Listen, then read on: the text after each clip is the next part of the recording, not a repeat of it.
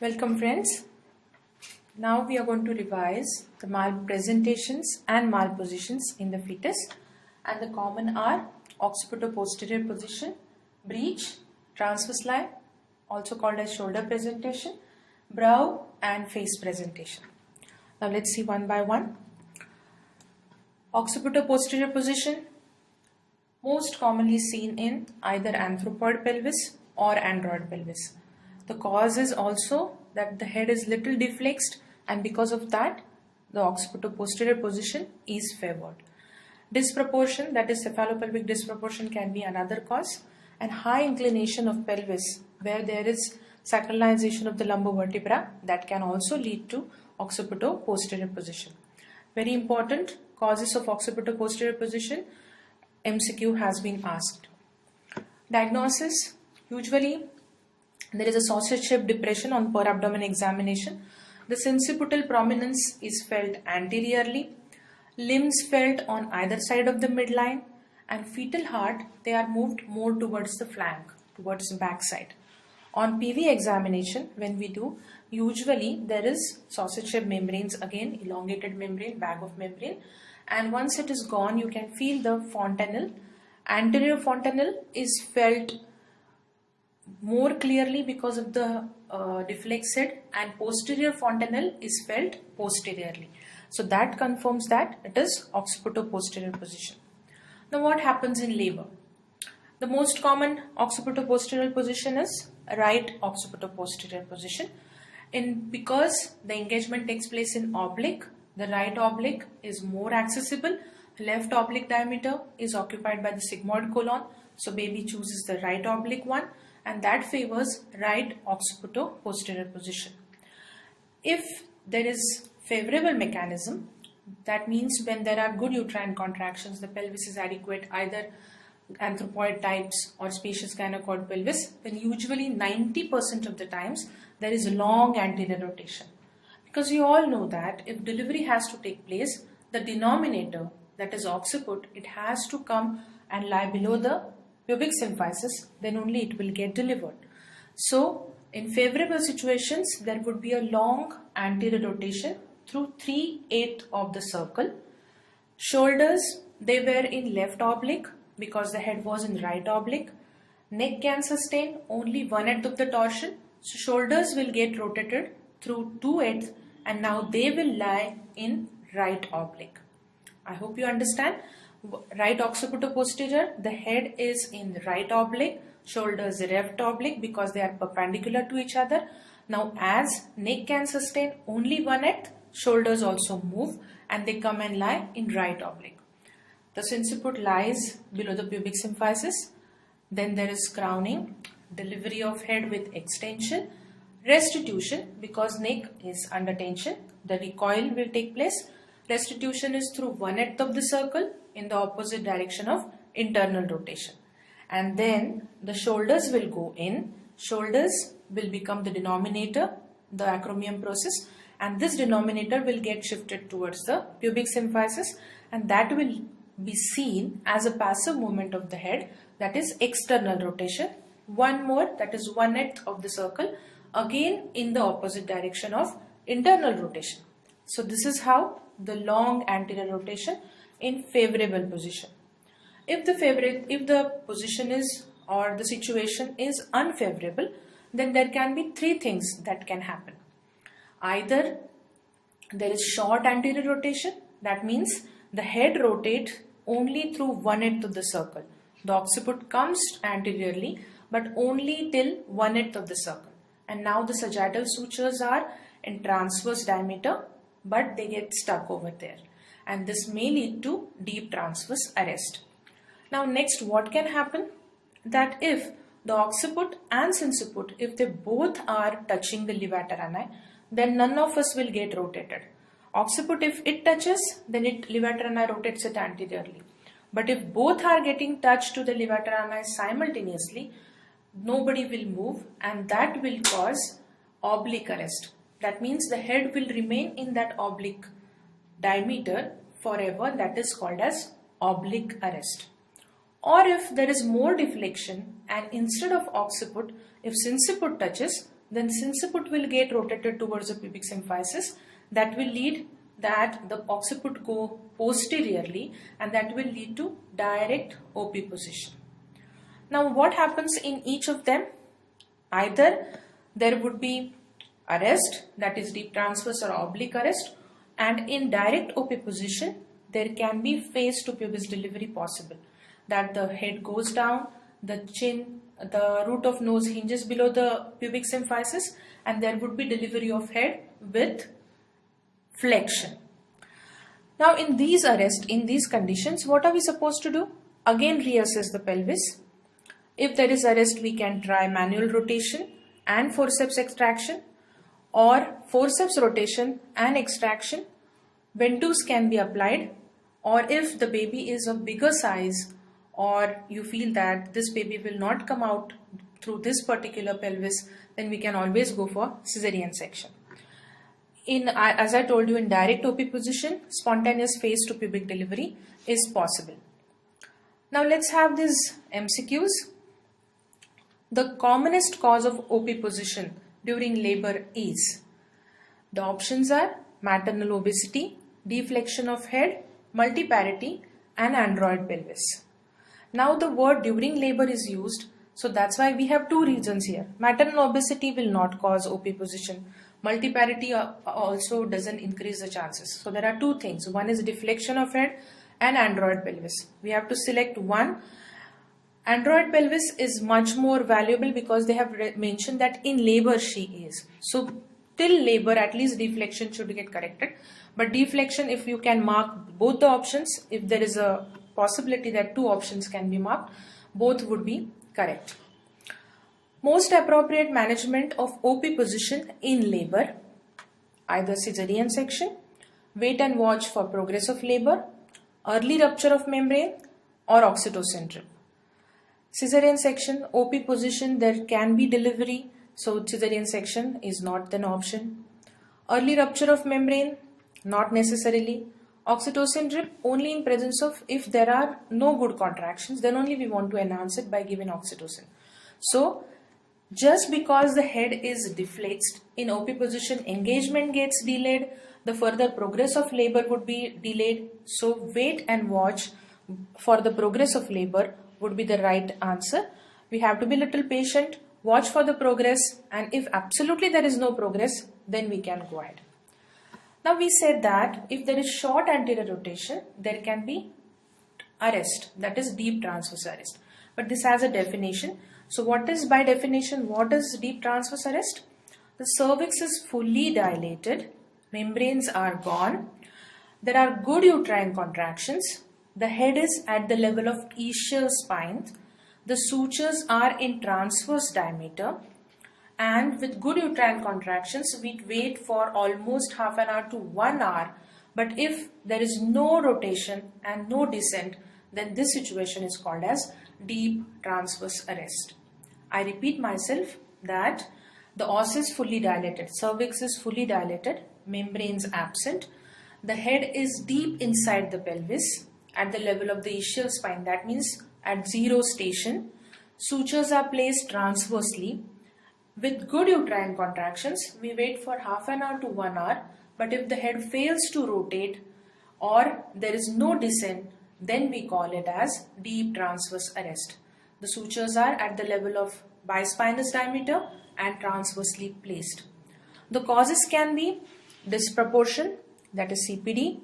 There can be severe deflection where there is something which is avoiding flexion of the head, weak uterine contractions, or lax pelvic floor which is not actually offering any resistance, which is a basis for flexion to take place. What should be the treatment modality? If we feel that the baby is big size and there is a problem, we can go for cesarean section in this particular case. Or before that, we would like to try manual rotation and then forceps application.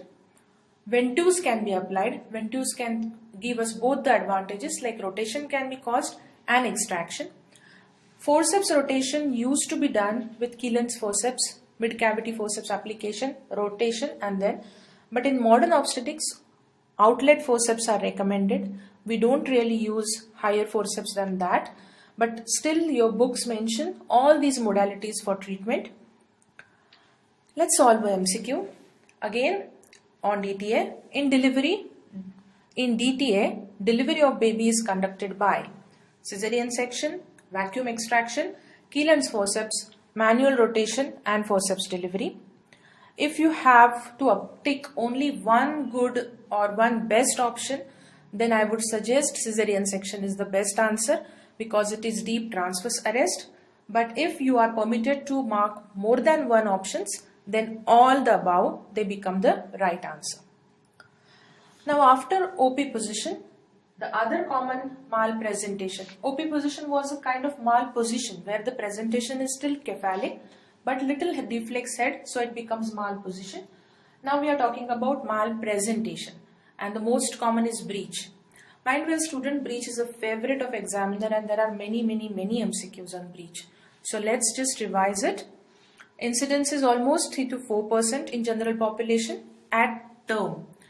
Mind well, at term the incidence of breech is low, but before term or prematurely, like at 28 weeks, 32 weeks, the chances of having breech is very high.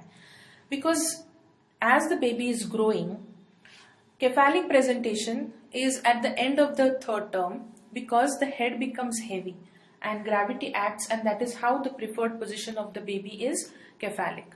But when head has during like growth around 28, 30 weeks, 32 weeks, there is no such action, and that is why usually the baby is in breech presentation. So if the patient goes in preterm labor, prematurity, at that particular time, breech is the most favored or most commonly observed presentation. Alteration in maternal and fetal ovoid causes breech. So this ovoid, if there is alteration, then that leads to breech. What are the other common causes? As I told you that physiologically before term, breech is the presentation. So then as the term nears, then there is version which causes cephalic presentation. So anything which avoids this will lead to permanent breech presentation. Like if the liquor is less, or if there is tumor like fibroid which doesn't allow the position of the baby to change, or if the placenta previa, if there is placenta in the lower segment which will not allow, or congenital anomaly of the uterus which will not allow the baby to turn, or maybe multiple gestation because of overcrowding two babies, so baby will not be able to change its position. Short cord. So now if you think this way, that the reason is that the baby's position cannot be changed. So you will remember one by one what are the reasons where this will happen. Or sometimes baby's head is big, like in hydrocephalus. That will cause permanent breech position rather than having vertex presentation or cephalic presentation. So let's just revise the causes, because again it's most commonly asked question on these. Most common cause of breech is prematurity. Always remember, most common cause of breech presentation is seen in prematurity. Other causes are fundal insertion of placenta, short cord, uterine anomalies like septate and biconvoid uterus, polyhydramnios, multiparity. In these two things there is excessive movement of the baby. Liquor is more, multiparity lacks abdominal wall, baby keeps turning, and thus breech presentation may be there. Twins, hydrocephalus. So these are few important causes of breech presentation. Now what are the types of breech? Types will be either complete breech or incomplete breech. Complete breech means in which the thighs are flexed, knees are flexed, and the presenting part is both the buttocks along with the feet. This is complete breech. Flex attitude of the fetus. There is no extension at any of these joints. Most commonly seen in multipara. MCQ.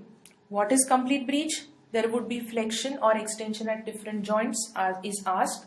Seen in multi or primi. It's commonly seen in multigravitas. Now coming to incomplete breech. It can be seen in three different types. Frank, the other name of which is extended breech. In this, there is flexion at the thigh and there is extension at the knee joint. So the limbs, lower limbs are extended flexed at the thigh and extended at the knee. This position is commonly seen in praemigravidas because good muscle tone, and that's why frank or extended breech is seen in praemigravidas. Knee presentation, here there is extension at the thigh level and there is flexion at the knee joint. So the knees are the presenting part. In footling, there would be little extension at the thigh and little extension at the knee as well. So fit will be the presenting part, and this is a condition where cesarean section is recommended because footling and knee, they cannot really have that ball and valve kind of action, and that is why cord prolapse is more commonly seen in these, because if the os dilates and these presentation, cord can anyway come out and get prolapsed, and that is why cesarean section is recommended. In complete and frank breech, we can always have vaginal trial depending on that particular baby size, all those factors which we are going to see later. How to diagnose? Per abdomen, you will be seeing that on fundal grip, head would be felt, hard, globular, ballotable structure, that is the head is felt per abdominally at the fundal grip. Lower grip, you will feel that soft, quadrangular structure which is non-ballotable, suggestive of fetal breech. Back is on one side, limbs are on the other side. FHS usually above the umbilical level. On PV examination, depending on the type of the breech, you will see the findings. In complete breech, buttocks and limbs. In frank breech, only the buttock, so both the ischial tuberosity and the anal opening in between. We may get confused whether it is face presentation or it is breech, because even in face we see two bony prominences and one opening. But if you see the relation, they form a triangle. And in frank breech, the two bony prominences and the anal opening will have they are in one single line. Again, if you put finger in that opening, if there is suckling action, you are having mouth that is the face presentation. If there is no suckling, you are having your finger in the anal opening. And again, if you see presence of meconium on your tip of the finger, that confirms that this is a frank breech and not face presentation. This usually you have to differentiate this when the patient comes in labor, membranes are gone, there is caput or the tissue becomes edematous, then these kind of problems you may face. Ultrasound confirms the diagnosis as well as gives you fair idea that how is the baby's attitude, whether the baby is in flexion or the baby is in extension. What is approximate expected birth weight of the baby, because that is very important when we are making a decision whether this patient should be allowed for vaginal delivery or cesarean section. So ultrasound confirms the diagnosis, gives us information about the attitude, the expected weight, placental position, Leica status, neck, whether it is extended flex, whether there is presence of loops of cord around neck or any swelling like goiter or bronchocele, where the delivery of after coming head would be difficult. So all these informations we get on ultrasound. X-rays which were done previously, the stargazing look and attitude of extension were the contraindications for vaginal delivery. There is one score that is called as Zattuccini-Andrews score. They consider few parameters which are important in decision making whether that particular patient is to be delivered vaginally or by cesarean section. And the parameters are parity. Vaginal delivery is preferred in multipara than in primi because of muscle tone and the laxity of the pelvic floor. Gestational age. In preterm breech, we would like to do cesarean section more than a term. Estimated fetal weight. If the fetal weight is less than 2 kg or more than 3.5 kg, cesarean section is preferred over vaginal delivery. Previous breech delivery, if the mother gives history that she has delivered one breech baby which was more than 2.5 kgs, then it adds to, or we favor her to deliver vaginally because of this prior history. And again, cervical dilatation and station of the head on admission, they add. If the cervix is favorable, station is low, then we would have more points in favor of vaginal delivery. Now let's understand or revise mechanism of labor in breech delivery. The mechanism takes place at 3 levels. One at the buttocks, where the diameter of the engaging diameter is bitrochanteric 10 cm. Then at shoulder level, where the engaging diameter is bisacromial, which is 12 cm. And then the aftercoming head, where the engaging diameter is suboccipitofrontal, that is 10 cm. Now in breech, the most favored position is sacro-anterior, and that also right sacro or left sacro. Left sacro-anterior is more commonly seen than right sacro-anterior. Sacro-anterior is preferred. How the labor progresses? Engaging diameter is first bitrochanteric, the buttocks get engaged. Diameter of engagement is the oblique diameter. As soon as the anterior buttock touches the levator ani, that is the denominator, it gets shifted towards the pubic symphysis. So rotation through 1/8 of the circle from the oblique to anteroposterior. Then the anterior breech hinges below the pubic symphysis, or we can call it as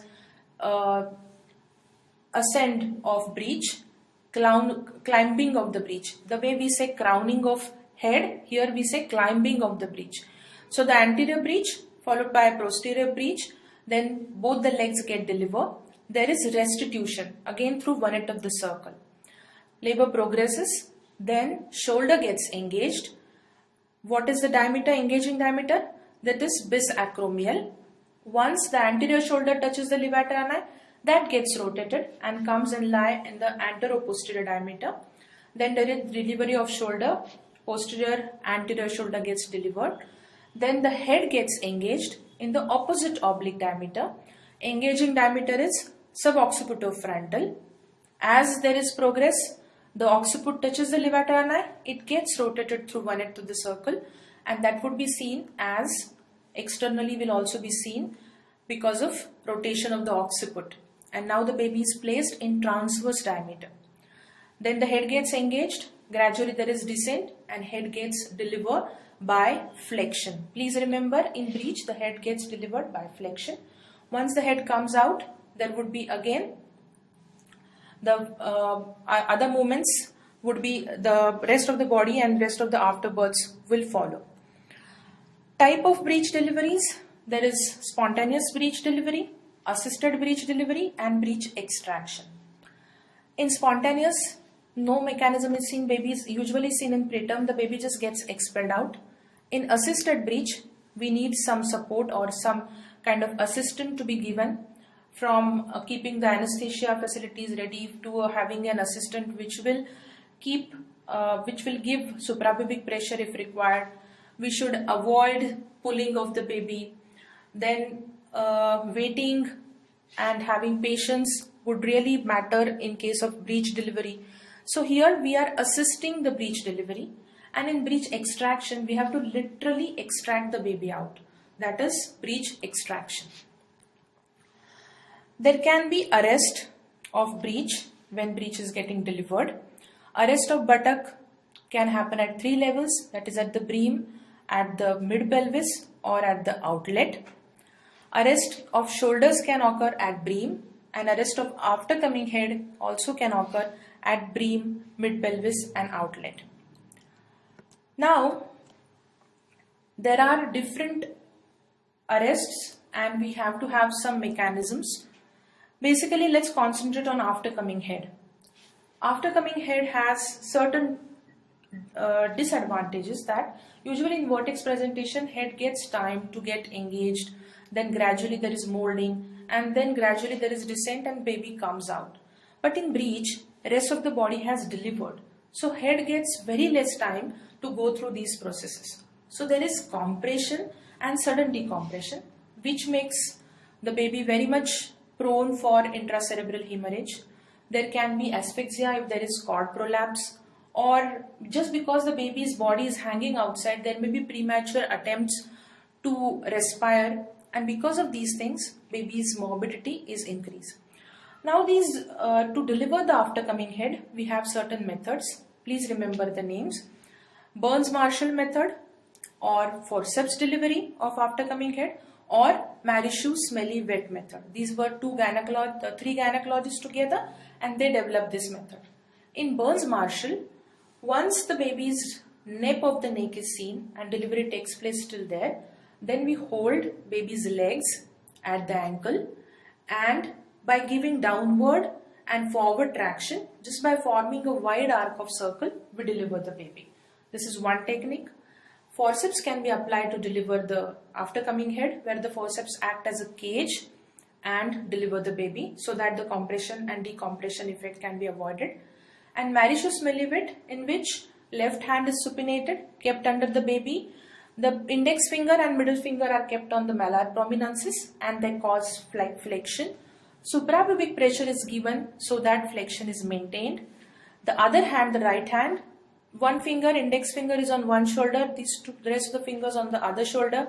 One middle finger is on the nape of the neck, and that gives shoulder. So flexion and then shoulder traction is the method in Marischou smelly wet by which we deliver the aftercoming head. So these were the methods to deliver the aftercoming head in breech. We'll stop here, and then we'll solve some MCQs for revision of breech, and also see if there are extended arms or legs, how to deliver them, by which maneuvers. So let's stop here. Thank you.